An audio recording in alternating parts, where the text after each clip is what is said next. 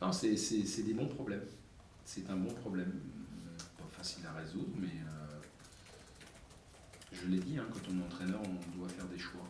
Et le plus important, c'est de les assumer, parfois de les remettre en question. Et je vais en faire, qui paraîtront de toute façon euh, pas très justes pour ceux qui ne joueront pas, mais c'est comme ça.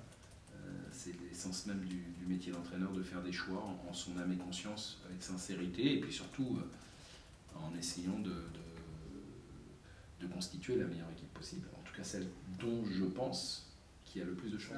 Je leur ai expliqué dans le projet de fonctionnement. Ils le savent.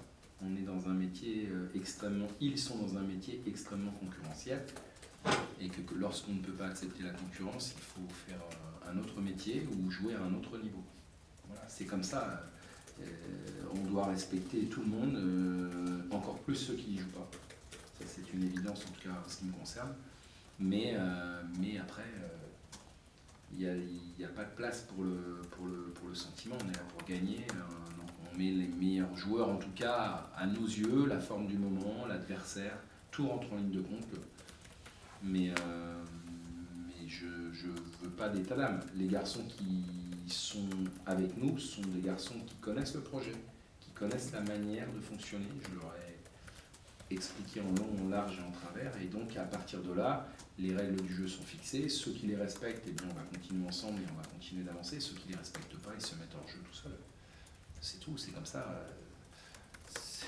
On n'a pas de temps. Moi, j'ai pas de temps ni d'énergie à consacrer à des garçons qui ne seraient pas investis totalement dans le projet. Mais on arrive à la deuxième journée, on ne va pas commencer à parler de ça. Non, après, ce qui peut se passer, c'est qu'il y a des joueurs qui se rendent compte que finalement, c'est difficile, plus difficile qu'ils ne le pensaient, mais ça, on peut le vivre, allez, à partir de la 10e journée, 15e journée, pas la deuxième. On parlait tout à l'heure, c'est cette espèce d'homogénéité qui me convient parfaitement.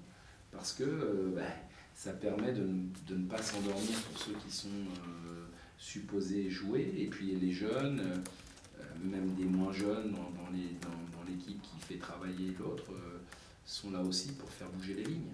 Et moi j'adore ça, je trouve. De toute façon, régulièrement, je le dis parce que c'est une constante, l'équipe qui démarre la saison, le premier match, n'est jamais celle qui la termine. Mais jamais, et dans les grandes largeurs souvent. Et tout ça pourquoi ? Parce qu'il y a eu une évolution au cours d'une saison, qu'il y a des joueurs qui se sont un peu